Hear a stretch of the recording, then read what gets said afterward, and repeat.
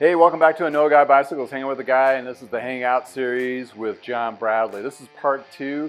Part 1 will be found in the description below if you missed the 70s and 80s version of Whoa, as the wheel turns, so the days are our rides. Yeah, it's one of those situations where you have this particular icon individual that is known within the cycling industry but not known to the general public, because there's a lot of these individuals that have worked behind the scenes to get Trek product out, like worked at the Denver Spoke, which is an iconic bike shop in the Denver metro area, which is no longer, but you could see it in one of the famous movies. I think it was Breakaway, whatever the case was, with Ted Dancing in it, and Eddie Merckx. But in any case, that was the last installment. This one, we're going to go a little bit further into time. Yes, that's right, the Rain's world of the 90s and the 2000s. We're going to talk a little bit more about the history or his particular involvement with Trek bicycles, and then transitioning into Schwinn, actually by the third or fourth acquisition after the Schwinn went down in the mid-90s. So, and then going into the 2000s with Orbea and BH and WD-40, and he's been in all these particular industries for the cycling part, and he only had one small stint that's not in the cycling industry, being a car salesman. So in any case, full circle, we're coming to the other side of his big plethora. I intentionally did this particular split because the first part was bike shop life. The second part is more focused on industry and how the industry, what his point of view and perspectives were, and insights and stories and so forth. So if you like the first one, you're going to love this one here. But without further ado, let's just dive into this and listen to John tell his story. Welcome to I Know a Guy Bicycles, hanging out with a guy. Hi, I'm Justin the Guy. Obviously, I have a garage shop. Take scary how to use one bike at a time. If you want to be kept up to date on latest projects and topics, please like and subscribe. See, had it been a it was big, just the flight itself is an eye opener. Yeah, I mean, it was amazing. It was amazing. But we got into Ideal Bike, which is has become one of the bigger ones. Another company called Taioku were the ones we ended up working with, but it broadened Trek's, where we were getting bikes built at in Asia. Yeah, well, there's more too. I was thinking, just the whole. God, this bike was so much fun just a really good group of people, and just I went. Well, I remember. I told you that.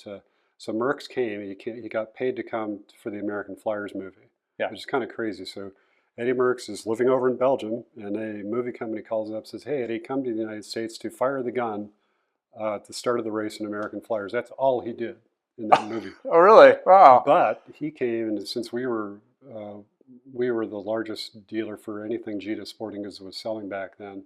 Okay. And they were the importers for Pinarello, DeRosa, Grandis, some other cool bikes. And so we had Eddie at the Denver Spoke. I've got photos around somewhere, but I was given the task, like, John, go pick up Eddie at Stapleton Airport. So I'm driving, and I've got Eddie's poster on my wall, from Milan San Remo and all this kind of stuff. And this is the very fit, trim Eddie.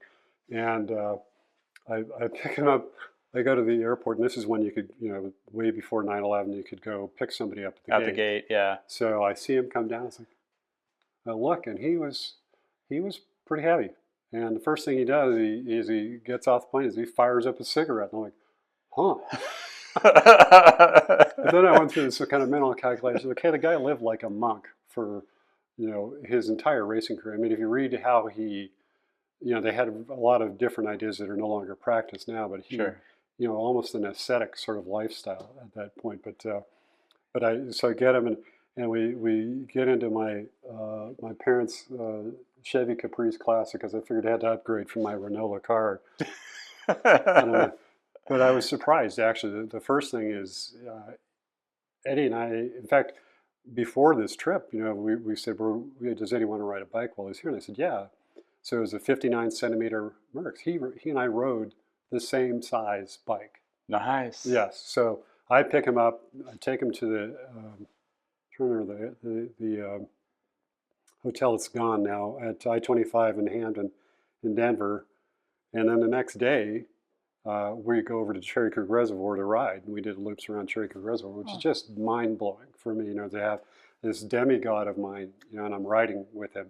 Oh yeah. And interesting, just meeting him. I remember shaking his hand the first time I met him.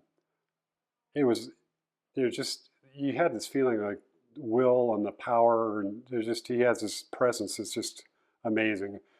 And it's funny because the other most powerful person I met was a nun from Ireland who just was really, yeah, she was just this incredible. She was like glowing, but just these people who just you remember Merks, and then this nun that I met. She was amazing. But anyway, Eddie and I rode, and there were a few other people along with us. But it just blows my mind to say that I rode with Eddie Merks. With Eddie Merks. I mean, just recreationally, how many people could even say that, or even just you meet your icons? And Yes. I mean, there's several people in the industry I would love to hang out with and just listen, just like give a question and just kick back and just listen to their stories. That would been, because back then obviously he was done racing, and Eddie Merckx was the GOAT, great of all times. That's where a GOAT came from. I mean, it was like, and even to be big back then, you really had to punch through all the media outlets, because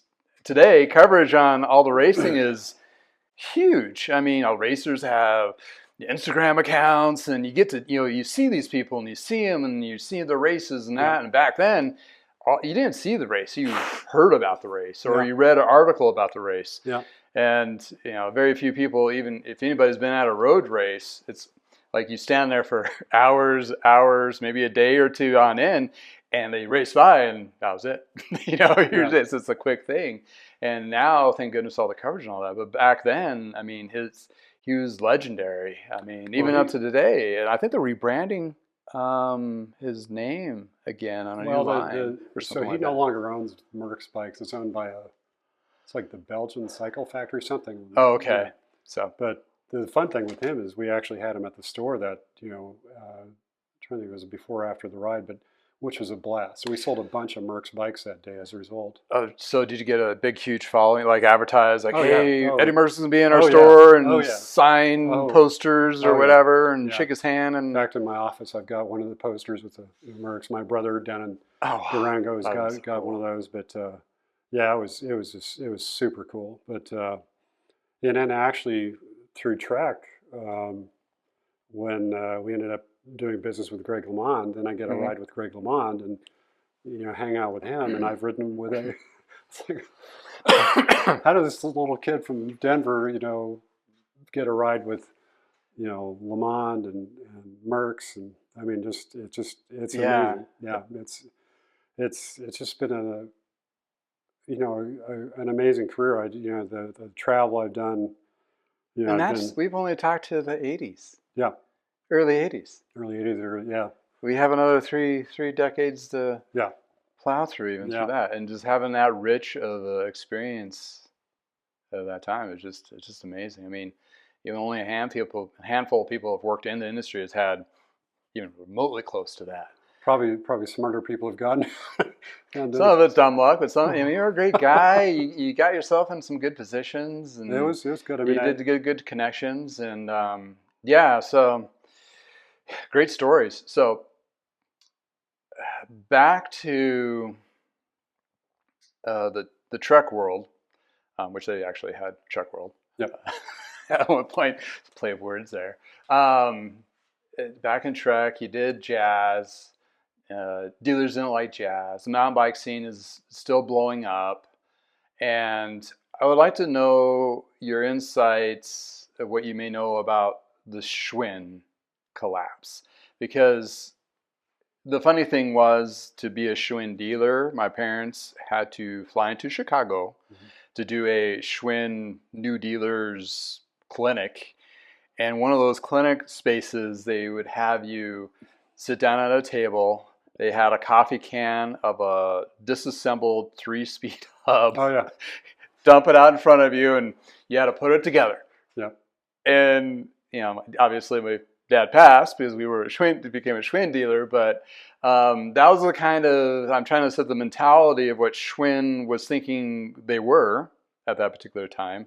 And Eddie Schwinn was the son, or no, the third grandson of the original Schwinn.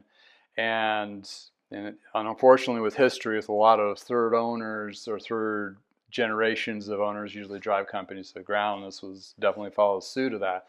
But being on the Trek side of it, history will has said, or actually is like, well, they didn't embrace the mountain biking. The mountain bikes were not something that they embraced. What other things do you think from being in the industry and also being at Trek and knowing the back end of how all those pieces work, from developing and getting stuff shipped over and product development and all of that? Do you have any other insights of what possibly drove Schwinn to bankruptcy? I think there's a great book which is out of print right now, and this talks about Chicago Schwinn. So Schwinn as it is today, none of the bikes come from anywhere in North America. They're all sourced in Asia, which has happened to a lot of brands. Trek, probably the majority of the bikes are coming from Asia as well. But Chicago, Schwinn it's hard to even fathom what they were when I was a kid, because rich kids got the Schwinns. And when I started working at Park Hill Bike Shop, you were either a European Pro Bike guy or you're a Paramount guy. Paramount was the top end bike built by Oscar Watson. Is that before Waterford? Yeah, way before Waterford. Okay. Way before. They were actually building these in Chicago. Oh, okay. The Paramount series. Yes. Yeah. Nice. In fact, Ignaz, I can go off another rabbit hole here, but Ignaz Schwinn in the 30s, I think it was, he was a European immigrant from Germany or Austria, one or the other, arrives in the States, knows that European adults rode bikes. And part of the issue with that is the economy was vastly different over there, is that where Americans could afford cars, a lot of Europeans, all they could do before World War II was bicycles. Okay. But he had this ambition to get adults riding bikes here in the United States. And he started the Paramounts as an adult brand in the United States. Huh. It was interesting because they had like Bob Hope and Bing Crosby in ads. Wow. It was interesting. But anyway, they ruled the roost, and Schwinn used to be able to really tell their dealers exactly, here's how much you're going to make on the bikes. They also helped a lot with like what you were explaining. I think actually was Schwinn Mechanics School that your dad probably had go through mechanics school. Mm-hmm. And I remember another friend of mine told me, he's disassembling his Sturby Archer 3-speed hub, lays it out on this nice clean kerchief on the bench, and the instructor comes by and goes, well, Larry, that looks pretty good, but here's how your customers are going to bring it in. Wraps it up and goes, That's right. And then just dumps it out. Now you gotta figure out how to put it back to anyway. Yeah. I think Schwinn, so many things have been going well for Schwinn. The Stingray was huge for Schwinn. Yeah. So you had Stingrays, and then the 10-speed one was huge. They sold bazillions of Varsities and Continentals. Yeah, worked on so many of those. I remember going into the dealer in Casper, Wyoming, Casper, the friend of Wyoming, and they had a Schwinn 1,000-unit dealer in Casper, Wyoming, which is still to this day not a very big place. Yeah. But they were a moneymaker for a long time. Mm-hmm. And they started to have some issues like with the quality people. It's like or not the quality, but the product people not perceiving where the market was going. Mountain bikes, it completely blew it. That's the mark on it, yeah. Plus, they were getting a lot of competition, as were the American car companies, from overseas competition. Gotcha. And they were struggling with that. Schwinn, the Chicago Schwinn factory, there was an attempt. In fact, I think there was a strike because the UAW wanted to unionize the Schwinn plant in Chicago, which led to them moving down to Greenfield. I think it's Greenfield, Mississippi. Oh yeah, that's right. Which was a disaster because there was no culture. You lose all this institutional knowledge and stuff like that. And just think, if you're living a nice lifestyle in Chicago, Illinois, and they're going to ask you to move down to Mississippi back in the the 70s. You're like, really? It Yeah. didn't work so well. Yeah, they probably lost a lot of good people in the process of Yeah, that move. and the, a lot of QC problems with the bikes and stuff. So a lot of bumps in the road there. And they actually there's a great book about the downfall of Schwinn in Chicago called No Hands. It was by some writers from Crane's Business School or business publication. Okay. It's out of print, but it's really fascinating. In fact, a number of people that are friends of mine are quoted in there: Dick Burke and Harry Spahar, all these industry people. But they just I think they had an image problem. Ned Overend actually started racing professionally for Schwinn. He was on their mountain bike team. Oh, really? Yeah. Okay. They were trying, but they just weren't quite getting it. And I think part of it is, with the Midwestern thing, because we struggled with that at Trek for a while. Being in the Midwest is kind of hard to be cutting edge on mountain bikes because you're dealing with these hills and stuff. Yeah, that being said, mountains. Wisconsin is a fabulous place to ride a mountain bike, Sure. particularly now. In fact, right across the street from the Trek factory is a lovely mountain bike park That's right. is available to people occasionally. It's used mostly for business purposes, but it's fabulous. But I was I was working at Schwinn for the third bankruptcy, which was not my fault. But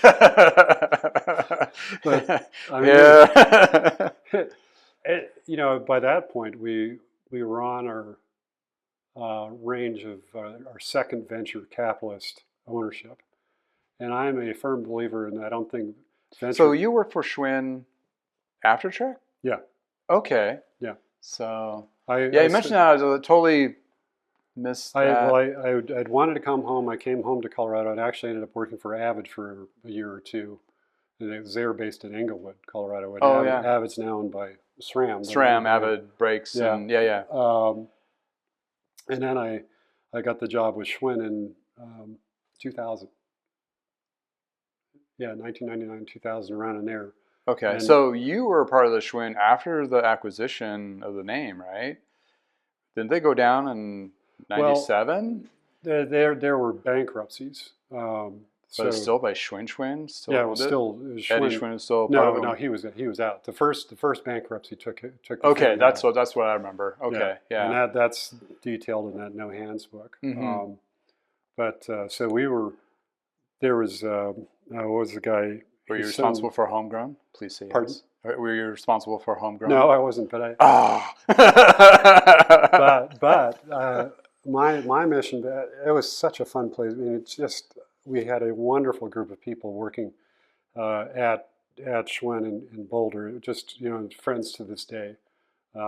Just really, it's great community. Great, we'd go out on these great lunch rides and stuff. It was a blast.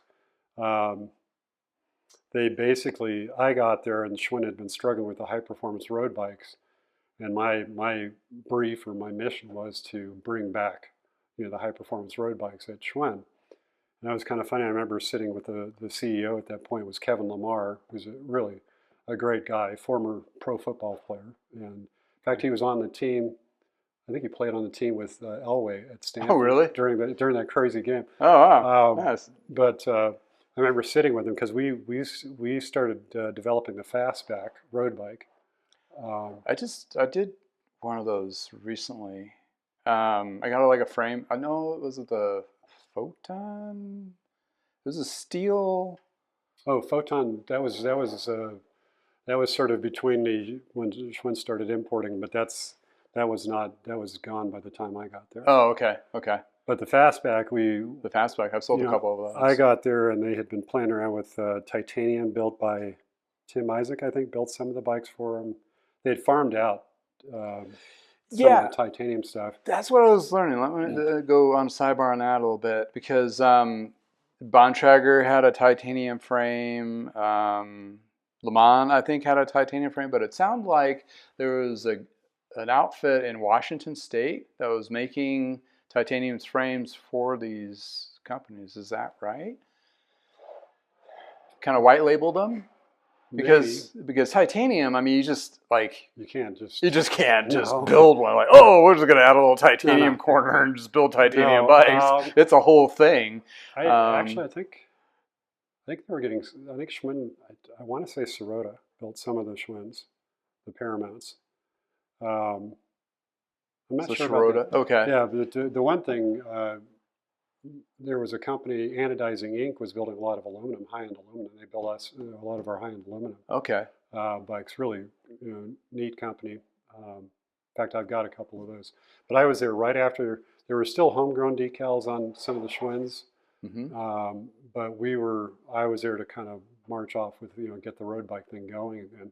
Gotcha. And it was funny because at the time, sloping top tubes were kind of controversial, because bikes, the traditional road bike, Traditional versus the double compact diamond, rims. yeah. So, and I'm saying, because we kept trying to almost imitate other people, is in my view, it's been some of my predecessors of trying to, catch back on, and I thought we've got to do something different. We've got to, jump. And we went after sloping top tube bikes, and it's surprising how controversial that was. But we showed up at Interbike with a 12-pound bike. There was a little bit of cheating involved. It has. Did you put helium in the handlebars? We might have used track tires, a few things like that. But still, it was like 12 pounds or whatever. It was amazing. Wow. I still have one of the bikes in my garage. It's still a pleasure to ride. But I think. But it was kind of fun. I remember sitting with Lamar in his office in Boulder. I was living in Denver at the time. I was driving up to Boulder every day, back and forth, which is not a lot of joy in that for me. But still isn't a joy drive. It's gotten worse. But I sat down, and some of the dealers really didn't like the idea of the sloping top tube. Really didn't like it. Really? And interesting. I've got this big hulking Kevin Lamar saying, "Well, Mr. Bradley, do you think," he didn't say, he and I were friends, but he said, "You confident with this?" And I said, "Yeah." So we got to try something. We got to zig a little bit when people are zagging. So this is 2000, early 1999, 2000. 2000. So this is when Lance was, on his fourth win? Yeah. So there was a huge explosion already. Whatever you may think about Lance, but he really brought back the road market. Oh, it affected everybody. It was every company. It was phenomenal. I remember going to buy some cycling magazines about the Tour de France at the Barnes & Noble in Fort Collins, and the woman in front of me, I think she saw what I had, and she goes, "That Armstrong is doing really well." It's like, this is like my grandma was there. Like, it was like a household name. Yeah. Over the third one or fourth one, it was like, boom. Yeah, we'd never had anything before or since.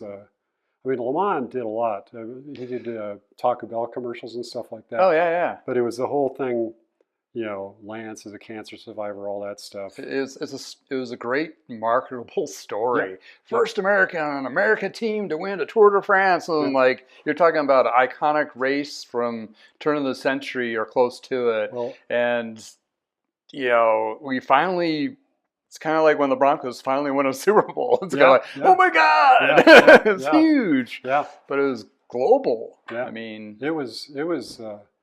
It was amazing. I was at Trek when he signed to ride Trek bicycles, and that was just like, we thought it was cool, help a cancer survivor, all that. Oh, sure. But then it just, once he won, holy smokes! Just the demand for the bikes went through the roof. Oh yeah. But like you say, everybody was into road bikes. It was a cool thing for. People were saying it's the new golf for executives and all that stuff. Well, we needed something because you were mentioning and allude on to it, a conversation yesterday is like, well, mountain bikes were slumping. Oh yeah. And it was kind of like, I remember business was kind of a little rough. It was slow. And once Lance won and road bikes became a thing again, we were selling the Trek 1220s, all day long. Yeah. And it was just one of those things where it just rode, and I was in the Trek camp because we were a Trek dealer at the time, and that's what my perspective. But it's very interesting to hear from the developer and behind the scenes, and when you actually saw the signing of it. And how long were you with Trek until when Lance was there at the same time? Where was that? a brief So period. my repping with Trek, so that was 86 to 89, and then I was a product manager for a variety of both, like I was a tire product manager, I was a jazz product manager, I was the imported bike product manager, I was a road bike product manager, I was a Le Mans bike product manager, for a variety of things. And I left Trek in 1998. Okay, so you saw the big chunk of it and all those acquisitions of Le Mans, Bontrager, Klein. Well, the first one was interesting because I was directly involved with that. Oh yeah? Yeah, so when, when I would go to Taiwan, and if you were, Trek had become a big, to paraphrase the vice president, a big blankety blank deal in the bike business by that point. And so, Trek has really got big. Yeah, so all these people doing business in the bike business of components or frames or assembly wanted Trek's business, and I got an invitation. And said, please come up and visit this factory. It's called On Loon, I think was the name of it. So most of the bike business in Taiwan is centered in a city called Taichung on the west coast, about midway down the island. Okay. And so I went up to see On Loon in Taipei, and Sundays we're just kind of twiddling our thumbs, not much to do. So I thought, yeah, sure, we'll go up there. And it really wasn't that impressed with the factory. There was two things that made an impression on me. One is they actually owned the Cinelli mountain bike brand at the time. Oh, okay. Do you even remember that? I mean, barely. I think 6 people might have, but they were building Cinelli mountain bikes, and then it's up there with Campanoli mountain bike componentry. Yeah, but there next to that was a Gary Fisher. It was a Fisher at the time. Oh. And I came home, and I'd always felt that probably both Fisher and to some, I thought Fisher could have become a larger brand, had they had more oomph behind it. And there's a lot of stories of that. I mean, Gary and I became friends over, once he started working with Trek, but sure. Told me a lot about what was going on. It was just wild stuff. But I came home and at that point we were looking for things to fill up the Trek factory, because if we could make building bikes for other brands at Trek, you could bring stuff in, or we were just we were not building to capacity was the main issue there. And then you're talking about Waterloo facility? Yeah, at the Trek factory in the U.S. While we were building in the U.S. Okay. Still, and it's the same location that the company is now, but I think it's mostly just super duper custom stuff now. Yeah. And prototyping and whatnot. Yeah. But so I'd sit in these meetings and we'd say, how can we get more volume up? And there were various different ideas, but I saw the Fisher brand, and I came home and I talked to John Burke, and I said, we can make this work. This is a great brand that has underperformed and is like one of the seminal mountain bike brands. Yeah. And off we went. I think I may have had something to do with Le Mans as well, maybe, because I just saw the opportunity there. And I said, Le Mans, come on. And then Klein came on the scene. And Bontrager. And Bontrager. And before all of this, Trek was mainly bonding most of their frames. Because it seemed like that transition when they brought on Klein and Gary Fisher and Le Mans, that's when they started welding frames. Was it kind of like where Klein, like, hey, I know how to weld frames, let me teach you how to weld frames? Well, did that how that work? Or not presenting it? I was very presumptuous of me to say that before. No, Trek was a great manufacturing facility. I mean, it was I had this whole vibe about talking about investment cast lugs and silver brazing and all that kind of stuff, and we actually had excellent TIG welding, because when I was mountain bike product manager, we went and opened the plant in Whitewater, Wisconsin. Okay, yeah, that's right. Yeah, two plants. Yeah, and great TIG welding down there, and as the lug stuff went away, then we were TIG welding some of the bikes, but then the market started to change. And part of what happened with that is Asian competition. You could buy like a 7005 aluminum frame in Taiwan for like a third of what you could build a TIG welded steel frame in Whitewater or wherever in the United States. So the bonding though was continuing at Trek. We were putting the OCLV bikes together there, Yeah. And there were still some of the. I'm trying to remember when the. Yeah, I'm trying to remember the time frame there. I'd have to look at catalogs. Talking about OCLV, I got one in here.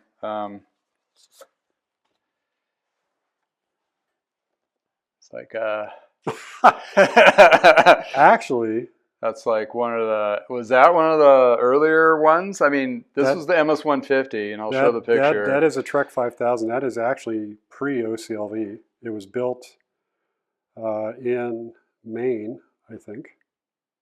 And the frames were shipped to Trek and painted there is what I remember. I could be wrong there, but yeah, that's one of my old bikes. Here's fancy John Bradley rolling up on the MS-150 on this fancy, close to prototype or just released high-end carbon. They're pretty rare birds. That's pretty cool. Yeah, I'm surprised. Yeah, you can thank my mom for that, but she gave me this box full of like pictures, and yeah, you're in quite a few of them. Those are my very white legs there too. Yeah, those check out those. Woo! Look at those legs, and check styrofoam helmet with a beer cooler helmet. The beer cooler helmets. Those were the days. Yeah. The carbon thing was phenomenal. I remember riding it. In fact, I think I did so many laps at Cherry Creek Reservoir in Denver. I'm pretty sure there's a brass plaque saying John Bradley did 10,000 laps at Cherry Creek. But they were nice bikes. I mean, but the OCLV thing was phenomenal. I mean, the performance was obviously worthy of winning the Tour de France. Well, yeah. I mean, obviously there's the machine and there's also the motor that does that. But yeah, the machine really definitely, even in today, is the tech is always leading edge, competitive, and back then, I would say, in my point of view, it was still a lot more to do to frames. To make them lighter, more rigid. There's a lot more technological advantages. So you can kept on pushing. I think we got to a point now, and you can correct me if I'm wrong, that I mean, there's still advances that can always be done, of course, but I think the gain and the jump is lessened. So it's kind of like the bike that you buy today is kind of the same ride as the bike you bought 10 years ago, maybe 15 years ago.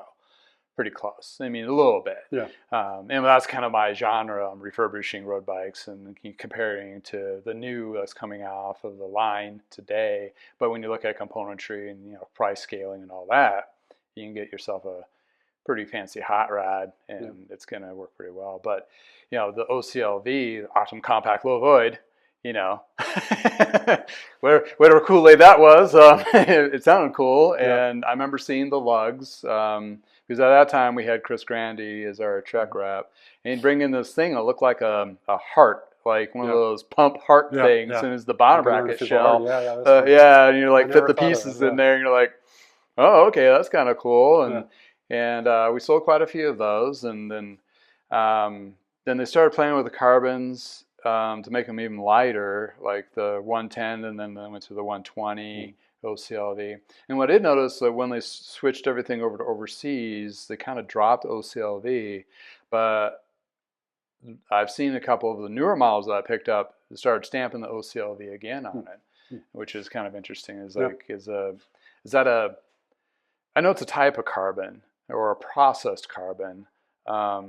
What was the water cooler sales pitch of OCLV when it first hit the stands? I mean, part of that terminology is optimum compaction low void. So you're trying to remove voids when you're building carbon fiber because it weakens the frame itself, the structural integrity, and also the ride. So it was a good thing, and I am not an engineer. Let's make that clear. But yeah, you're around hearing them, listening in the background. It was and is a very competitive super light, frame with phenomenal performance. And as you say, there's a lot of good stuff out there. Right now, if you walk into a good bike shop, you have a hard time buying a bad bike. you might buy the wrong bike for what you're supposed to, what Yeah, you you have want more to do. chance of buying the wrong bike. But it's not going to have bad quality. It's going to have some phenomenal improvements. The shifting, the braking is just beyond our imagination back in the 70s, 60s, 70s, and 80s. Oh yeah. But I mean, and Trek has the wherewithal to keep pushing the envelope, as does Specialized, as does Giant. I mean, Giant, man, I remember going into that factory because we actually switched factories the Treks when I started with Trek were built at Merida, but then we switched over to Giant. And I remember going to the Giant factory and it was like, wow, what an amazing place. I mean, they were butting their own tubing in the factory. So a lot of times the factory will outsource butted tubing comes in. Yeah. So they were actually butting the tubing. They were winding the carbon fiber, which I think they're probably kind of doing to this day in beautiful Dacha, Taiwan. But I mean, just an amazing range of capabilities at that factory. It just was fantastic. And one of the fun things at Taiwan is you see all these things being built. It's like, Yeah. and great people there. A lot of really good companies and a lot of great people in the bike industry. I kind of miss. I used to. I almost could have qualified those guys that call themselves astronauts. I was going to Taiwan, Taiwan, Japan, China, probably on average about 5 or 6 times a year. And the trips would be like. I mean, the flight alone is it's a like long 12-hour, 14-hour day. It got to some of the flight attendants started to recognize me. Man. But jet lag. It's cool. I mean, and all these people think that there's a bunch of robots building stuff. The only robots I would see would be like wheel building machines. Sure. All the frames were built by hand and all that. Yeah.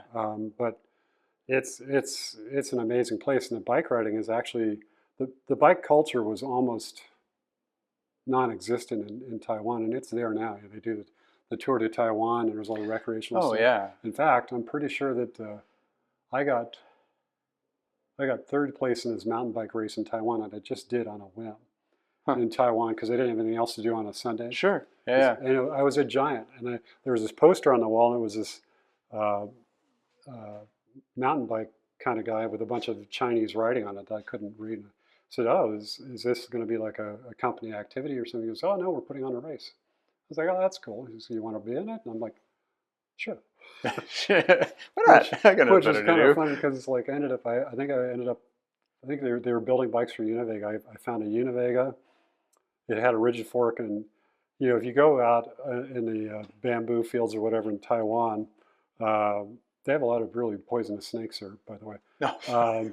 But beware riding off road. Huh? Yeah, they've got all these dinosaur egg rocks, and I'm going like, I need a suspension fork, so just like, and the people at Giant, just really great people. They cobbled this thing together for me. I show up, and it was midsummer, and midsummer Taiwan. I mean, holy smokes, Yeah, it's that'd be a little hot, humid. Yes, and I said, when are you guys going to come get me? And they said, we'll be by the hotel at 7:30. I'm like, great, we're going to be racing before noon or whatever. And I get there, and I'm running around trying to, the only cycling apparel I had was a pair of cycling shorts. So I've got my court shoes, my trainers on. I had to borrow a helmet, borrow some gloves, and I'm wearing a tank top T-shirt. And almost as good as the MS-150 picture there. Yes. But the gun goes off, and it was this kind of interesting course. It's like up, kind of this oval kind of course through these bamboo fields. It was amazing. But actually, the thing I forgot to mention with the time. So I get there, I'm running around to get my bike ready, and then I'm like, okay, when does it start? And this, like, I had the bike set up by like 9 o'clock. So 12:30. Oh my God. Heat of the day. Oh my God. Yeah, I mean, unless you've been to Asia, in the summertime, it's hard to describe what the heat's like. But imagine. But so the gun goes off, and then we did like 3 or 4 laps. And it was funny because with my shoes, I had toe clips and straps, so I couldn't get my shoes into the toe clips because they were like court shoes. They weren't riding shoes or whatever. So meanwhile, here's all these people going behind me. I'm like, oh God. So I'm just like, picking people off. I was in great shape that summer. And I come around and my friend Eric Lynn is a great guy. I think he's in charge of e-bikes now for Giant. He's kind of moved up. But I think he pointed and he said, you're in third place. Oh, And that's just stumbling through it. Yeah. and well, I mean, mountain biking was pretty new in Taiwan at the time. I mean, Okay. I'd been doing some racing and stuff here in Oh, the sure, States. yeah. So I passed somebody else, and I'm gunning for second place. And I remember we came down to the bottom of the hill or mountain or whatever it was, and I'm on this guy's wheel, and I shift, and you could hear the click, and he just digs in, and at this point I'm starting to see stars, like heat exhaustion or whatever. Yeah. And I'm going, do I want to experience Taiwanese healthcare at that point? And I just sort of said, I didn't want to collapse. Yeah. And I finished the race, but I did get third. And Nice. third, actually might have been second. But anyway, third at least. But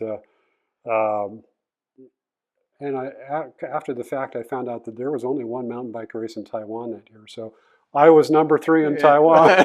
All year. Yes. Awesome. But it was funny though, after the race, I'm like, I am dehydrated like crazy. I only had one water bottle for the entire race. And there's this drink at the time, in fact, I think it's still around, called Pocari Sweat, which I think is a Japanese brand. I'm not making that up. Oh, wow. And it actually looked like a blue and white, it looked like a Coke can, but instead of red, it was blue and white instead of red and white. Yeah, yeah.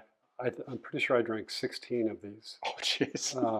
Just a kit. And then the award ceremony was really pretty funny.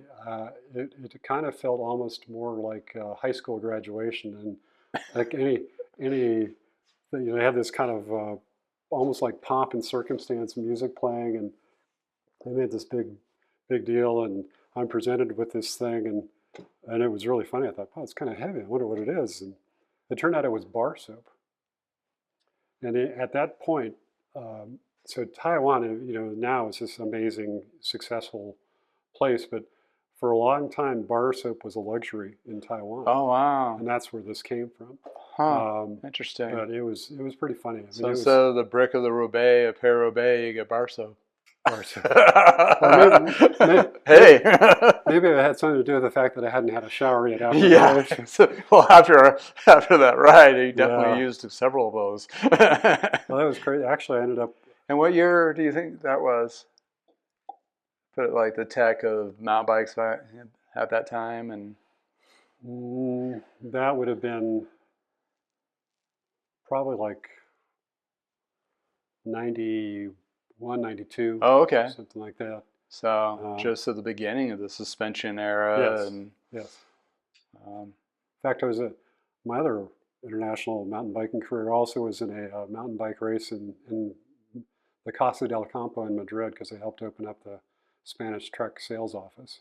Oh, wow. Yeah, I was there for 5 weeks. That was a blast. Oh, that'd be nice. Yeah, it was great. It was awesome. But man, all these travels, so yeah, it's. I mean, honestly, I've been fortunate, to go from a kid working in a bike shop to, traveling to, my passport at one time, I looked at how many times I've been to Asia, and it was like over 50 times. Oh, jeez. Wow. And I used to, I've had dinner with Keizo Shimano, who was fabulous. He was one of the 3 Shimano brothers. Just an amazing guy. A lot of really good people there. The Sun Tour people were amazing. The SRAM guys are, that was really cool to see them become a big deal. I remember there was a famous, was it popsicle or fudgesicle meeting where we decided to spec grip shifts big time at Trek one time. Yeah, I remember when grip shift hit the scene, and that was a game changer. I remember going to like a clinic in Boulder of how to loop the cable through right, and and they fed us and kind of checked out the newer features. I had a pair of X-rays on my mountain bike at the time, and I think I might have some pretty cool ones in the. I have to bring those over sometime. Yeah. those were cool. Yeah, I did a little bit of mountain bike racing, but again, kind of like the mechanic. I mean, you work in the shop. That's the last place you want to be as a racer stand because up all day long. you're standing and working all day, and then like, oh, I need to go train now. Like that doesn't happen. Not anymore. And you get smoked by people. That's all they do is ride. And I don't know what job that they had, but it wasn't in a bike shop. No. So you have the cool stuff, but yeah, you could have it look like a fast bike. You look like a good fast bike, boy. I got rider, smoked. Yeah. Smoked. But yeah, I did that for 2 seasons. I was like, okay, I'll just recreational ride from there. And got, I enjoyed it, and cut my teeth on a little bit and respect it for sure, and all those things. But yeah, so you had your Trek stint, then you hit Schwinn, try to build a road bike back in actually, early turn of the... Yeah, the deal with the ultimate goal with the fastback, we were trying to get it to where you'd come visit us in Boulder at Schwinn. And was this before it was pushed into the department stores, or is this okay? It was owned by an investment company at that time, right? Quester Group. Okay, that's right. Yeah. And when was the 50-year anniversary? That was before. I think I was 97. Okay, because I got blackout drunk at that in Vegas.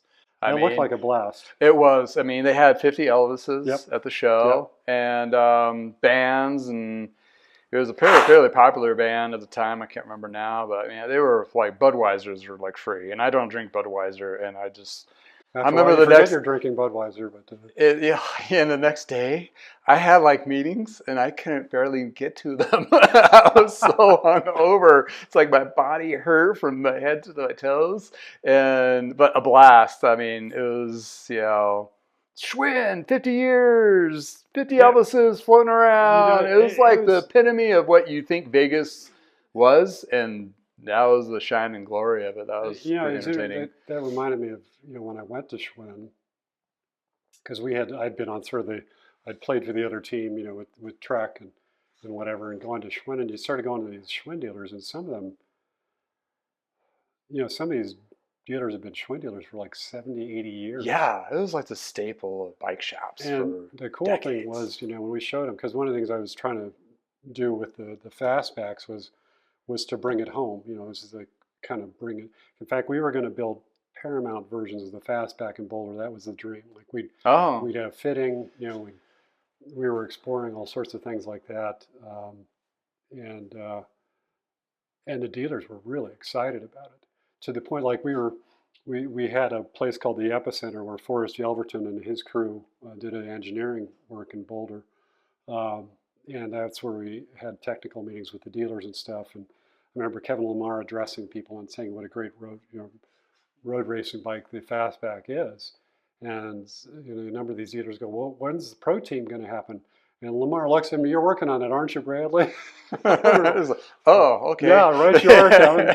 So I actually started, checking out what it would be to get a professional road team.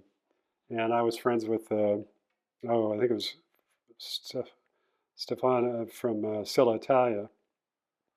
Started talking to him, and it was going to be $250,000, which we did not have. Yeah. And that was only going to get. It was not going to be like, anywhere near the effort that, the Trek team was, or Postal Service, all that type of thing. It was going to be, more of the. Yeah, I don't think a lot of people understand how much money it takes to just get any presence on any of those teams, even on the sub level. And when you look at the Tour de France, I mean, throw a number out there. Like, tell me, like, just like on a Movie Star or Bora, I mean, how much money has to just... It's millions and millions. I mean, it's probably, some of those teams are probably in the hundreds of millions. It's amazing. Which has led, some of the romance is gone. All these cool little builders like, Mozzie, building bikes underneath the velodrome in Milano and all that type of thing. It's like, that's gone. It's high tech, high dollar, big budgets, but some pretty phenomenal performance in bikes and technology. But, sure. But the funny thing is there was a series of murder mystery books around professional cycling written by a Denver film critic, Greg Moody, Huh. which are just hilarious if you can find them. They were News was the press at the time. Is But that the Greg Moody? Is that the guy that is it the 80s, 90s movie yeah, the Moody. TV You show? see him on. Well, he was on Denver TV, Yeah. and he was a movie critic for. Yeah. I'm trying to remember which channel it was, but he wrote these books. Oh wow, interesting. And they're funny. I mean, in fact, they're kind of hilarious. You know, it gives you some insight into professional racing, but also the way the first victim is dispatched in this murder mystery. I just ended up busted out laughing. I was like 20 minutes into reading this, and I'm just laughing my butt off because it was so funny how this guy was dispatched. But those are a blast. But the funny thing, I had read those things, and I actually got this idea Huh. and I kind of went to Kevin. It's like, maybe we don't actually need to field a team. Maybe because actually News used to sell the jerseys for this fictional racing team, and it was called Haven Pharmaceuticals was the racing team, I think, Huh. in these books. But I was going like, maybe we should just pay like somebody like Greg Moody to write about this team, and maybe here come up with some semi-plausible, maybe silly reasons why you didn't see him show up at the line of the tour. Like many of my ideas, Owen. Oh well, that would have been great though. Yeah. I mean, nowadays, if you think about it, I mean, if you did like, yeah, the cost of all these teams are so expensive. So a lot of these companies have gone to kind of grassroots tactics like YouTube channels and Instagram, and the racers that they try to market themselves. I mean, I saw a video of a racer, and it was like this, him talking about his new bike for the season, and it was very like dramatic kind of filming of him going in the shed and putting this thing together and all that, and that's where I was kind of like, been in and out of the industry for so long, and now I realized like that is where it's really changed, because back in the 90s when the racers, you just got paid by the team, that was it. I mean, you got maybe some sponsors like maybe a Nike or Coca-Cola or something like that, but it wasn't at the level now where you're making a whole bunch of brand deals, just doing your thing, and it could be multiple brand deals not even related to the team that you're on too, which is interesting. You put it like a story to it, you get some kind of like, murder in the building kind of situation and related to some bike line, and they get that exposure. It could definitely launch something different, because it was the thought, because there was like once we really found what the brass tacks were like, maybe it's at that point like the option to use, you latch on to somebody else, like who is the vacuum cleaner company, like Hoover or... No, there was one that was actually big into bike racing sponsorship for a while. Oh. But anyway, somebody's got a deep marketing budget, because little old bike business, by comparison to a lot of these larger corporations, we are nothing. Oh, yeah. I mean, open my eyes up to Pond and researching them a little bit. Like, ooh, they own Porsche. Like, whoa. Like, oh, okay. Yeah, and some of the people getting into the e-bike thing, because that's still, I think, still at a very basic level, really. The money is phenomenal. But, it's just different. I mean, it's the way of the world. Everything changes. I was looking before last night. I was sitting there scribbling the number of different brands that I sold at retail, and it was like 40 different brands. Most of them are poof. Most of them are gone. You never hear of them anymore. But that's sort of the way. People succeed. They get bigger. They buy other brands. Yeah. Well, Pana's was definitely one of those companies that I think they're the owners of Schwinn name now, as well as like Mongoose. But I was very surprised that they have a Cervelo and Santa Cruz and Focus. Merks, like some of these others. Merks part of it was maybe not. They had. But the thing is they have it from very, very savvy company. I mean, big time, and the money backing behind it being Audi, Porsche. It's money. huge. When I take it to, I was like, because the question is like, who's Pond? What is Pond? Well, like nobody really knows. And then they start opening a couple shops up too, under Mike's Bike's name, and they only have a few, but that just leads to what Trek is plowing through right now of building all Trucking these stores and Specialized, Specialized yeah. and that kind of thing. So Schwinn ended in 2000, early 2000s. Yeah, actually, it was. I was interesting story. A whole nother rabbit hole, but we'd gone bankrupt. Quester had driven us into the ground, as is the case with many venture capitalists. But I just don't think they're good for your That's business. lately 2 years for Kona. Didn't take them long to Poof. Yeah. drive it into the ground. And I'd gone to Eurobike to see if, in fact, I interviewed with Scott Bicycles in Bern, Switzerland. And it was kind of a combo thing. Peggy and I, we wanted to go over, and we were in Italy and Switzerland, and the bike show. Going to the Eurobike was fabulous. It's so cool. Friedrichshafen is just a blast. But we hopped on a plane to come back to the United States, and you know what day it was? 9/11. Oh. So we got dumped back into. They turned us around to Frankfurt, and no hotel rooms available. Oh yeah, everybody's just displaced. And yeah, that's a whole different adventure. Actually, they said, well, you can sleep on the ballroom floor at the Sheraton Hotel by the airport here in Frankfurt, because not only were all these planes coming back and stuff like that, but also the Frankfurt Automobile Show, which is one of the biggest ones in the world, was happening at the same time. So no hotel rooms. Jeez. And they said, well, there's Germans opening up their homes to stranded travelers. And we're like, okay. So we walk out the door. It's like before Airbnb. And I actually met people to this day. These people were like, it's as if you met cousins you didn't realize you had. Nice. Took us in. That's great. The von Sharpen family in outside of Mainz in Germany, just fabulous people.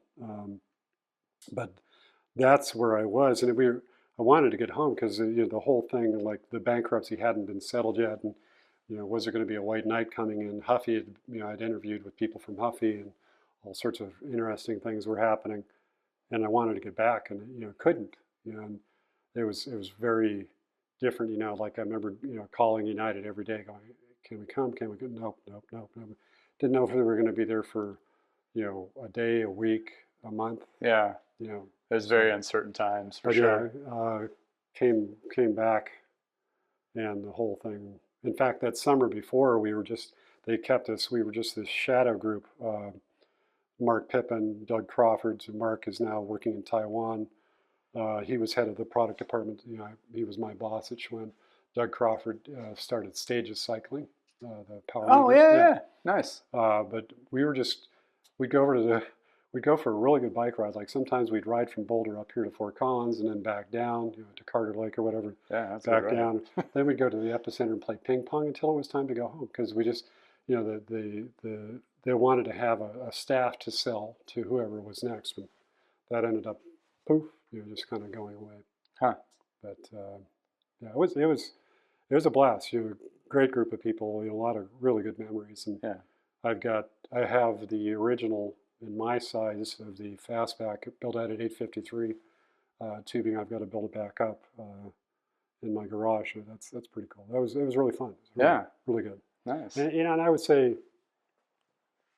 I've been incredibly fortunate with my career in that I've had all these just amazing friendships, and it's just people I worked with, or rubbing, knowing Greg LeMond, meeting Eddie Merks, it's like I pinch myself occasionally. It's been fabulous, and it still is. I still, we became friends through the bike business. And, oh yeah. It's crazy. It's great. Yeah.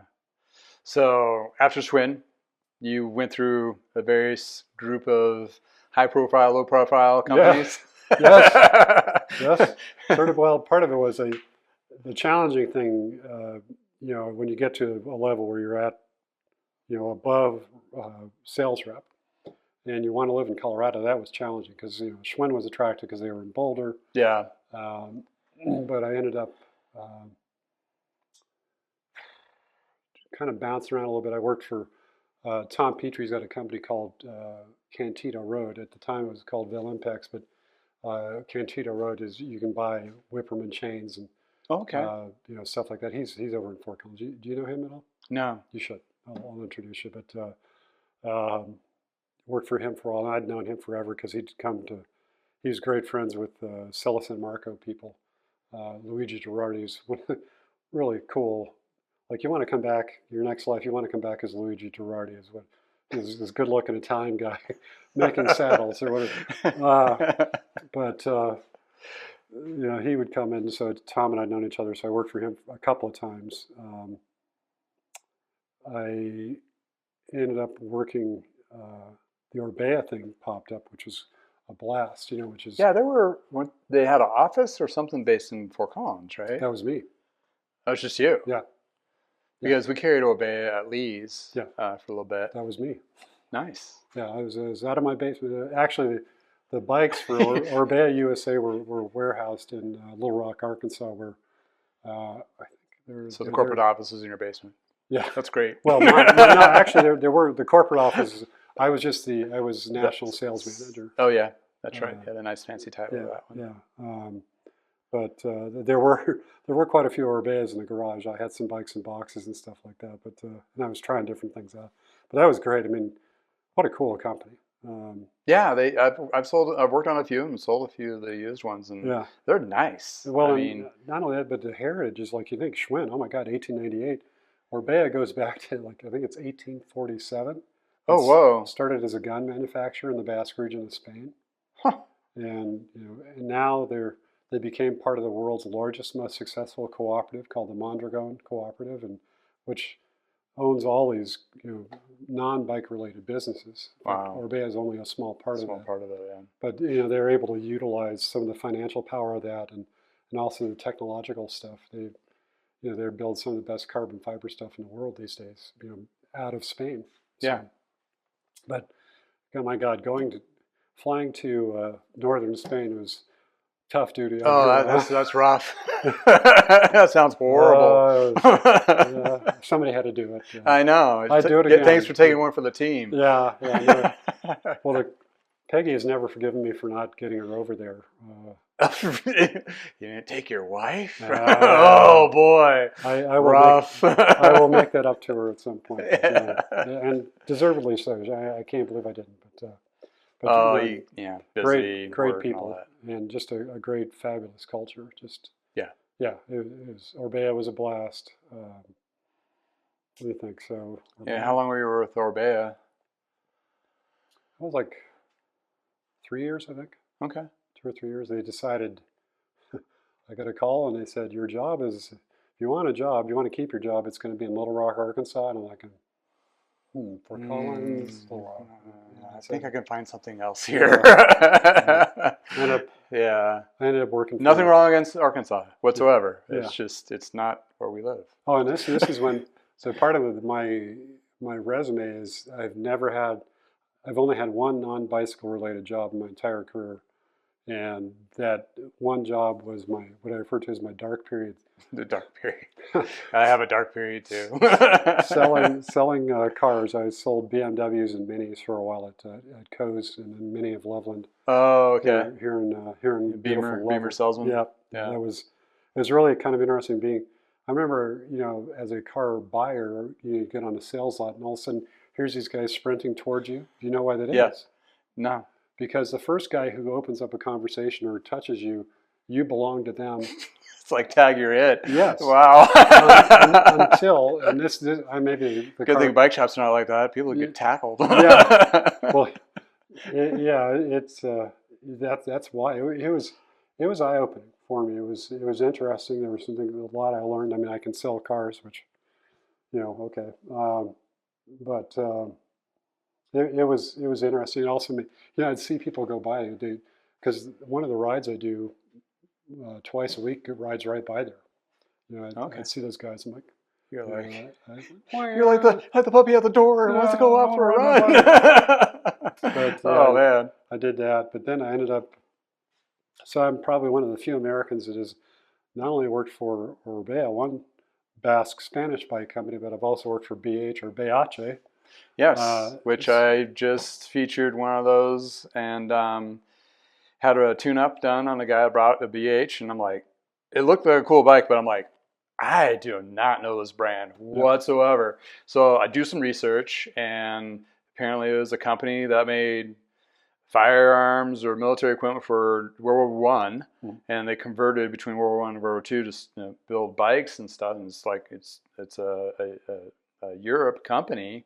The bike was phenomenal, and it was really kind of funny that you mentioned that, like, oh, I work for BH too. I'm like, I didn't even hear this brand until this guy brought it in, and I'm not really sure where he picked it up. I think it was at some fancy high-end shop somewhere, but. But yeah, tell me about the BH experience. So I had through my travels, I'd met Chris Kokalis, who was Titus Mountain Bikes and is now Pivot. Okay, yeah, and Pivot's big. As he was trying to get the Pivot brand going, in fact, it was even before he even had a brand. He got into some sort of partnership with BH because they wanted to come to the United States. They had seen the success of Orbea over here. Oh, okay. And interesting with the Spanish bike market, traditionally, I think I've got this right. BH and Orbea were sort of the Trek specialized, of Spain, rivals of Spain. Yeah. Okay. So they wanted to come here, and Chris called me up and he explained. It was funny too because he said, well, they're a European bike company.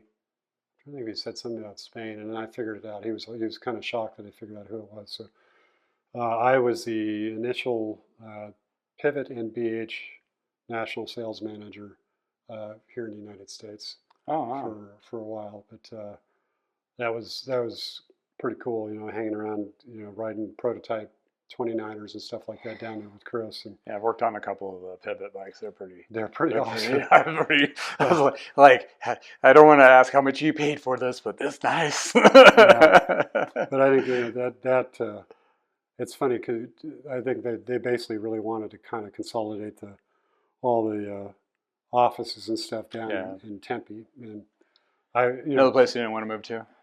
Yeah, no. They're Tempe, Arizona, right? Yeah. Yeah. Well, it's not too bad. In the winter time, it's fabulous. Yeah. Man, you go down there. I remember going. It's a dry heat. It'd be fine. I remember coming out of a restaurant in the summer, and it was dark. It was like 9 o'clock at night. And it was still over 100 degrees. And I'm like, am I on Mars or something? Yeah. And so I just had some heat there. Yeah, that one didn't work out, but it was interesting. And some of the BH bikes. In fact, I went as fast as I've ever gone on a bicycle on the backside of Wrist Canyon on a BH Connect. Oh wow! Most of my riding buddies, they're all these software guys, and most of them are 10 or 15 years younger than I am. We're riding up Wrist Canyon. They're all up at the top. I'm like, yeah, John, good guy. And my inner, I always think I'm faster and stronger than I am. I'm like, do I stop at the top?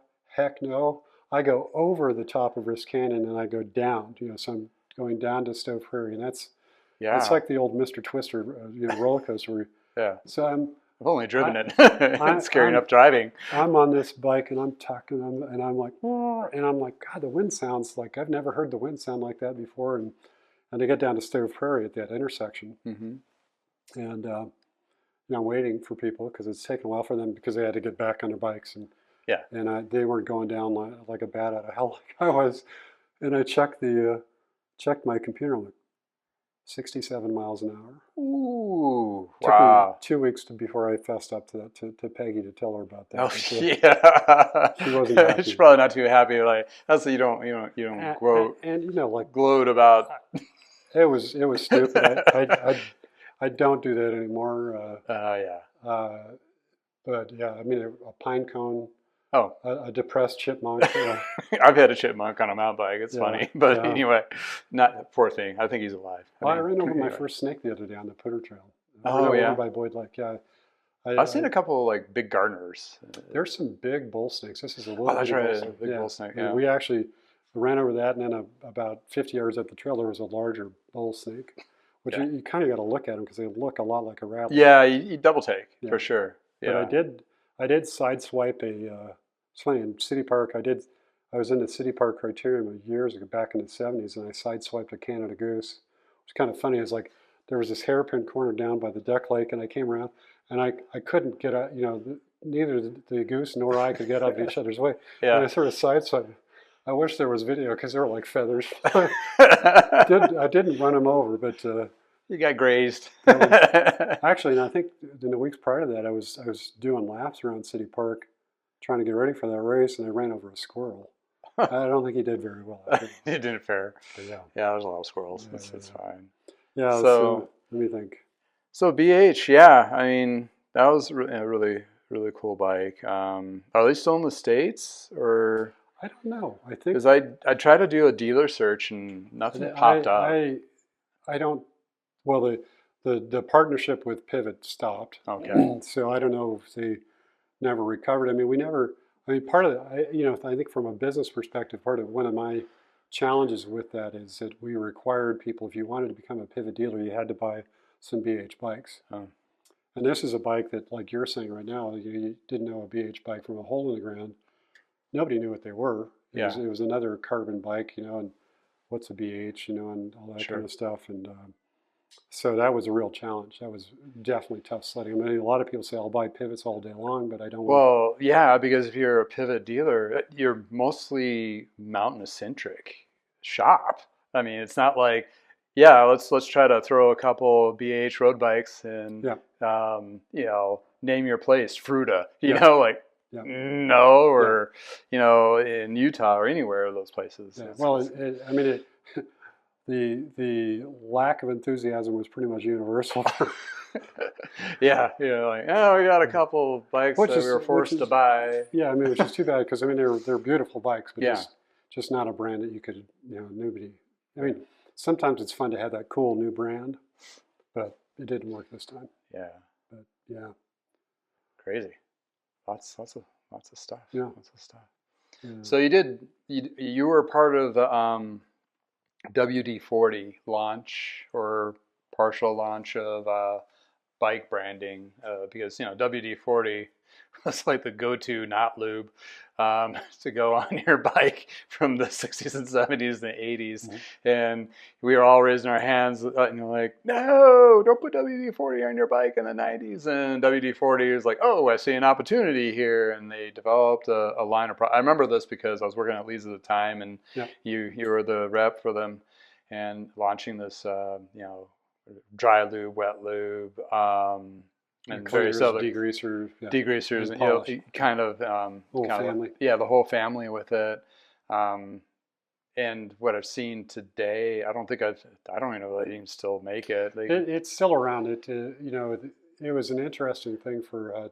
I didn't know coming in, but WD-40 had never had sort of like a standalone division. So it's all just one big house. It was all done. WD-40 was a great company, great American company. Huge, success story. Really very well run. Lots of very good, talented people.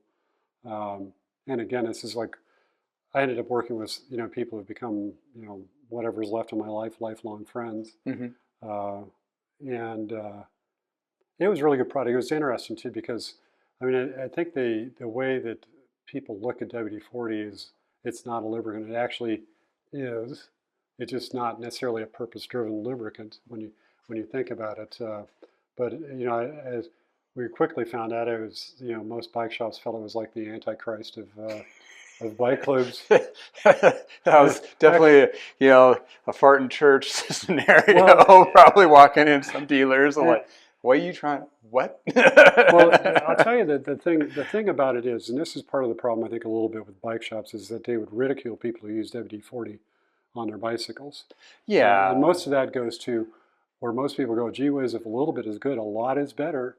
And that's not the case with whether you're using WD-40 or any lube. Or yeah. Any lube. And also you just get into that place where, oh, I went into that specialty shop and it made me feel bad. I'm never going back there, sort of thing. So I viewed it going in as one, I really hit it off. I mean, from the initial interview with Mike and Graham, great people, really good company. And I thought, well, here's an opportunity. Like when can you go into a bicycle dealer? Because typically, even the most famous bike brands are not known brands to regular Americans or whatever. And here's like, iconic name. Yeah. Yeah. The problem is the nuance there between why can't I just use regular WD-40 on it, and the way bike dealers felt about it. That was a roadblock too. The other thing we had was really a pain because all anybody really wanted to talk to was our wet lube and our dry lube. We had really good polish. We had great degreaser and bike wash. Mm-hmm. But everybody wanted chain lube. Yeah. So we were giving out these little. You remember we gave out those little samplers. Sure. Yeah. Well, as part of this, so when WD-40 did that, they used the exact same bottle that was used by Finish Line to. Oh, for the drip application. Yeah. For the little sampler mm-hmm. bottle. Okay. And confidently, since they were in the market for years, we confidently sent it off to the test lab. So there's test labs for CPSC testing of, is this a safe container? Okay. And which is kind of funny because I think they get, if I remember this correctly, they get like 27 kids, literally kids. It's like elementary school, maybe junior high school kids together. And they say, hey kid, can you get this bottle open? And they give them, I think it's like 5 or 10 minutes.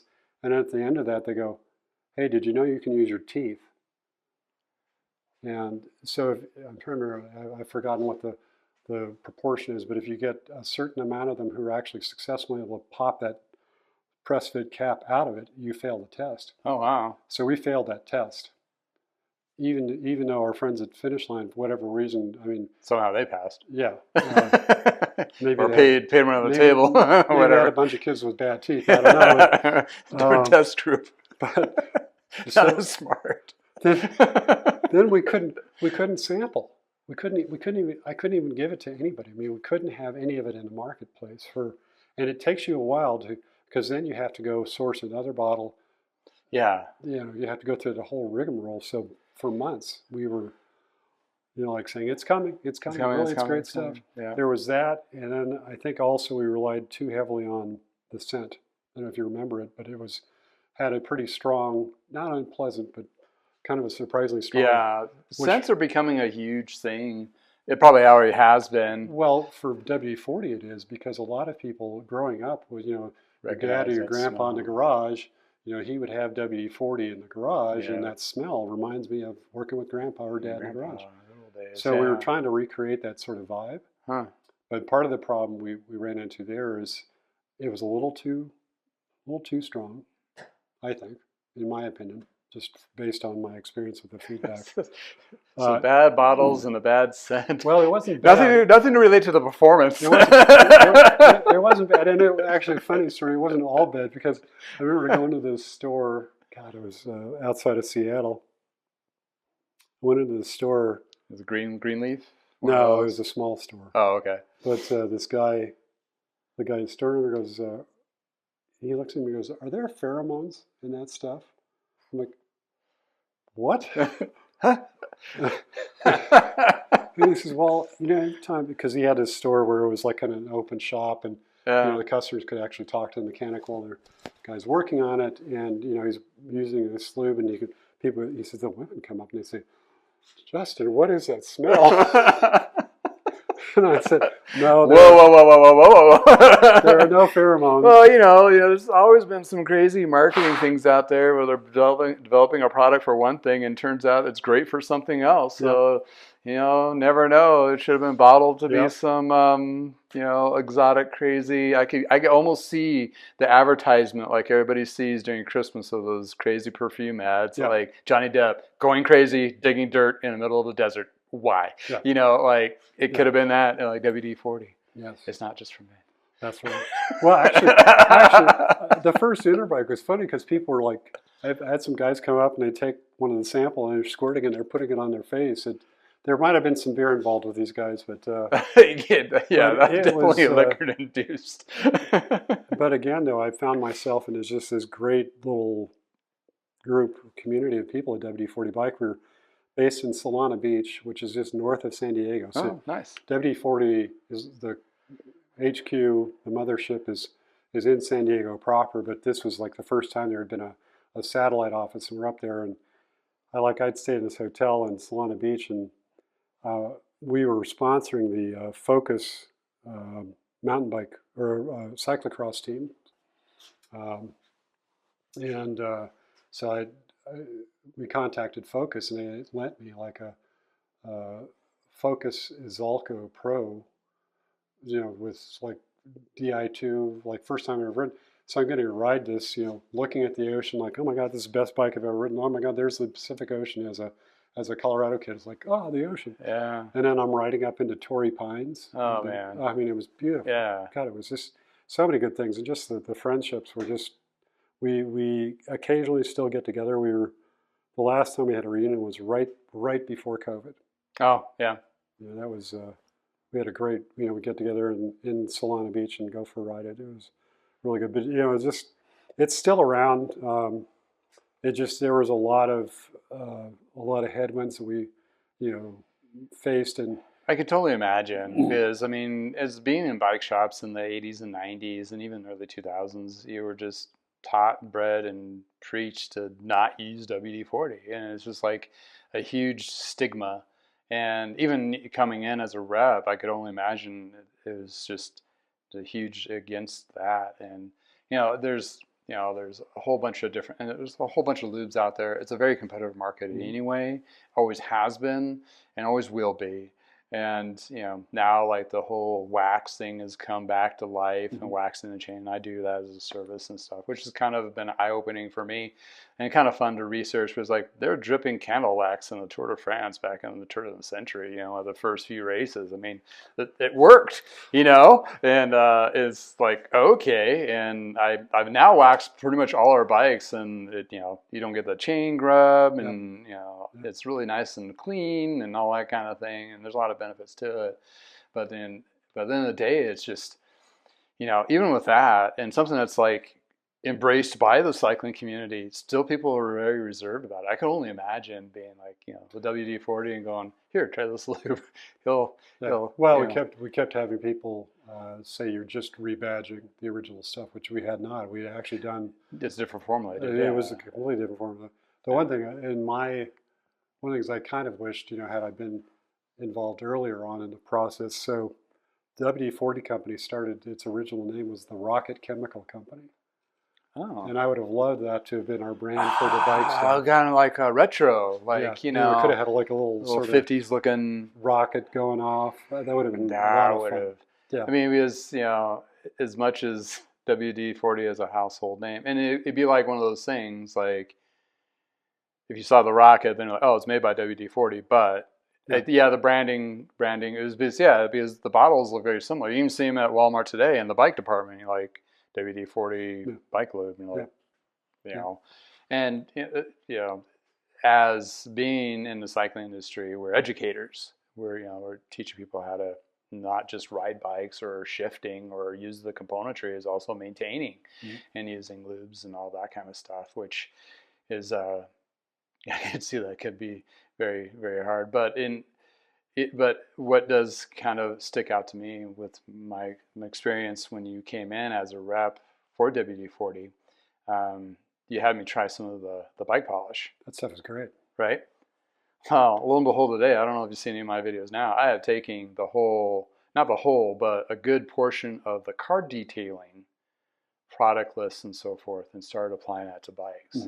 And I've been getting some of these bikes to be phenomenal. They've made some huge, like the ceramic coatings are just amazing, and it's like, whoa, this is next level craziness. And where the car detail companies like Adams and Lithium have really pushed those markets, and several others have really pushed that market to the whole next level, me applying it to bike frames is kind of starting to open a lot of people's eyes on that, especially if you're spending $5,000 to $10,000 on a bike with a fancy paint job.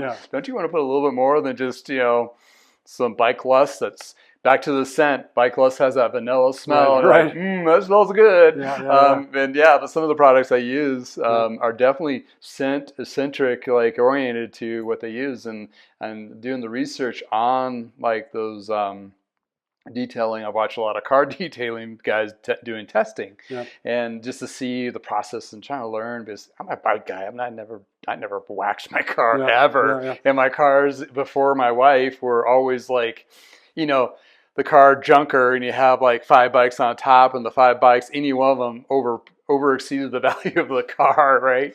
So I've never really been into the car thing, but yeah, and these videos, they talk about like, well, it works good and it applies this and that, and then they always, pretty much 9 times out of 10, talk about the scent, like, oh, it smells good. Yeah. Like it's like putting you in a happy place while you're working on your on your bike. But that was so funny about the pheromones and the WD-40. I wonder if it's the same chemistry. Is it still makeup? I mean, you could probably sell that to some kind of dating website. No, I never wanted. I don't think it's probably good for your skin. So it was a great story to tell, to the guys back and the women back at the office. It was hilarious. I mean, it was interesting. I mean, and we went all the way around the country. I mean, all the way around, and some of us went up into Canada and stuff like that. And we were going around. We were following the GP of cyclocross, which is a blast. Oh, nice. Got to hang out with those. The focus team, just Jeremy. I'm trying to blank, getting old and tired. But just great community of people there, and it was really fun. We did ride the Rockies. We did Ragbri. And helping people try and understand how to care for the bicycle. Yeah. Kind of that whole a clean bike is a happy bike. That whole thing. If your bike is squeaking, probably not a bad idea to do something about that. Yeah. But, don't use it on your brakes. But yeah, and there's a lot. There's a huge product push. Muck Off is huge now. And they cross over to motocross type stuff, motorcycles too. Well, the number of Maxima's come in a couple of times. That's a motorcycle outfit. And there's just just looking at the different lubes, the product lists are crazy. And everybody, Trek has their lube, and everybody else has a lube on there. But with doing some of that research is really interesting. I don't know if you followed any of that. There's a guy in England, is Zero Friction, and he tests these lubes, and like the waxes outperform all the drip lubes under his testing range and all that, and he seems pretty legit. And also in England, I mean, the conditions there are just crap, for riding. So and he's really pushes the waxing kind of thing. And what really blew me away, and this goes back to that Tour de France candle waxing, he just did run off on just the candle wax and outperformed any of the drip lubes that he tested. Just with like paraffin wax? Just straight paraffin wax. It's like interesting, crazy. But what also intrigued me about that too is there's an outfit in Australia where they do parts testing. So they put like derailleurs and cassettes and they just run it on the machine and see how many miles you can get off these things. And they had a wax series, and they showed and actually proven how much it prevents wear and tear on your whole drivetrain and how long it lasts. So it's kind of like this kind of aha moment, especially been in the cycling industry for so many years. Between, the detailing of the frames and waxing chains is like, wow, this is kind of cool. It really fires me up in a sense because it's funny you get some fun stuff. Because like you say, it's such an old technology. In fact, the funny thing, back to the big wheel, the first professional cyclist I ever met was a guy named Willie DeBuscher, who's primarily, he'd do 6-day racing in Europe. Oh, wow. And he was staying with one of the Van Gent families. And, he was, I don't know why he'd come to Colorado, but he must have known Chris, because Chris knew everybody still in the world of professional racing over in Europe. And he was trying to wax a chain and almost burned down the house. Like I think the fire department was called on that, but he was funny. In fact, he actually won the Larimer Square Criterium one year, or no, Bob Shaver, you ever remember Shaver Sport Clothing? Sounds familiar. Not really sure. So the Larimer Square race was pretty challenging. All these like 90-degree, city streets, city street racing, rough city streets down there, and Willie was winning. I mean, the acceleration was amazing, but I think he went down and Shaver actually crossed the line ahead of him. In fact, I'm trying to think of what he got up, but anyway, but some old geezers here in Colorado might remember racing with Willie DeBuscher. But he won a 6-day race in. Actually, it was one of these where you've ever seen that racing with they have the Derny, the light motorcycle on the velodrome. Oh yeah. So he wins this race, and the prize that he won was a car. It was a Peugeot 505 or something like that. And he's in the celebration afterwards. He hops in the car. He starts it up, and he runs over his motorcycle rider's foot. He goes, "You give me pain, I'll give you pain." he was kind of a nut. Oh, that does sound crazy. Yeah. Anyway, sorry, I digress, as we have been. No worries. Well, awesome. Well, great stories. Yeah, probably more. I don't know. Oh, there's plenty. I'd love to have you back and definitely on more of the current state of the state. Yeah, I wanted to kind of end with this before I run out of battery. Obviously, this is going to be definitely several segments, but lost thought, better process. Oh yeah. So I've been out of the main cycling industry for 4 years now, 5 years. Out of the bike shop, not drinking the Kool-Aid from anybody anymore, that kind of thing. So. And it takes you a while to kind of decompress, which is kind of strange. Yeah. Because, at first you're like, oh, I'm all Trek, or I'm all Specialized, or I'm all this, or all that. And then you really kind of think about it. And doing what I was doing, going through all these different bikes and refurbishing a Cannondale and a Holland titanium one and some other brands. Those are beautiful bikes. Yeah. And then I ride some of them and I'm like, the Kool-Aid is definitely gone. It's very, very objective, and that's kind of how I try to project my channel and all that. And I do have, drawn to Trek and Specialized and brands and obviously models I've worked on because I'm just familiar. But I'm not hesitant to jump into a different bike and research a little bit and work on it and see the differences there.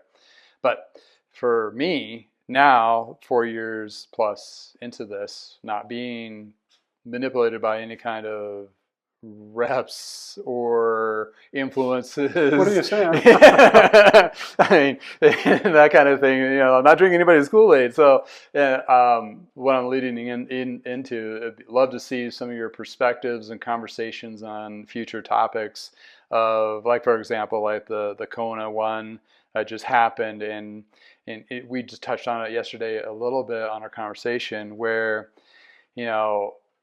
you have such insights, not just at the store level, because you work there. And I have pretty much all that's my experience is frontline perspective. But you know the nuances of supply chain issues and what causes those things, and more of a better detail. Or a company like Kona gets bought by an investment company, or not an investment company, they own other things like Arbor and some other things. Yeah. And then it's just kind of like, oh crap, either they don't know what they're doing with bikes, because bikes is a completely different animal to a lot of companies, and you experienced that through your years. I'd love to get some of those insights at future dates, that kind of thing. That'd be kind of cool. Yeah. Just, especially on the supply chain one you told me, it's like, yeah, they got to take these orders in and unwillingly amounts of orders, and that's all of a sudden they're like, well, now there's no demand and good luck. And in case in point, just recently we're losing Planet Cycling, Colorado Cyclists, which Colorado Cyclists has been stable for 30, 40 years. Yeah. I have people who have mentioned on my site already, started up in Estes Park. And oh, really? Yeah. And they're like, oh, I used to get the catalog, if anybody knows what a catalog is, these days. But the magazine, the performance magazine, is just drool over it while they're in the can, looking for the next jersey or bike chain or part. It was kind of like your thing to buy back then, and now they're becoming just being sunsetted, which is kind of sad. But something. I mean, you don't know. I mean, somebody might say there's a brand, there's some value to the brand. Sure. Is there enough value to try and revive it? That may happen. Yeah, you never know. Yeah, sounds good. Yeah. Well, I've taken up a bunch of your time, and I think it was great. It was a pleasure. pleasure. Yeah. Wow, that was a lot to take in, right? Yeah, that's I'm sure a lot of you have probably hit pause at some point and continued through this storyline. It's a long sit through, but hey, it's kind of like a great audio book in its own right, as a podcast in a sense, with a little bit of video. I kind of like seeing the expressions and so forth of individuals, including myself, of reactions of going, oh, whoa, I didn't know, that kind of thing. But in any case, I hope you enjoyed it. Please comment below if you have any other questions for John Bradley himself, or in particular storylines that you may want to share, that you may have experiences with. In addition to, there's also information in the description as well. I hope you've got some really cool insights of the industry and the backside of everything that I didn't really learn or understand or know was going on until, recently. It was like, I just know my frontline point of view of working in the bike shops and knowing he's on the other end of it, doing the wholesale designing, product developing, and all that kind of influences and so forth has been kind of a jaw dropper going, wow, that is really interesting. I hope you found it interesting too. I'm going to continue with these. Obviously, John's pretty close to me locally, so I'll bring him in for a few other topic points. If there's something specific that you'd like to hear more detail about, like, for example, the Denver Spoke or something related to the Trek saga or the Schwinn, I can definitely loop him in, and we'll do another sit down and talk about a little more in details. He was kind of just skipping over like a stone on water on the storylines that he's been through, but I know the cat has the gift of gab, and I'm sure I'm just dumbfounded and amazed how much he remembers. I mean, it's just really kind of cool. In any case, I want to bring more of this information to you, and I hope you guys enjoyed it. Sorry about the video quality and so forth. I shot the first video in one length, too long, too much memory, so my editing process got really kind of hijacked, but I'll definitely make it a little more higher quality, embed more video or more pictures and so forth for insights. I just wanted to get this first one out, just kind of, see what you guys think. Please comment below, and if you have any other details that you want to know about and want to hear from or add to it, this is a community. Well, thanks for hanging out in the garage, and if it's nice in your neck of woods, please go for a ride. Until next time, have a wonderful day.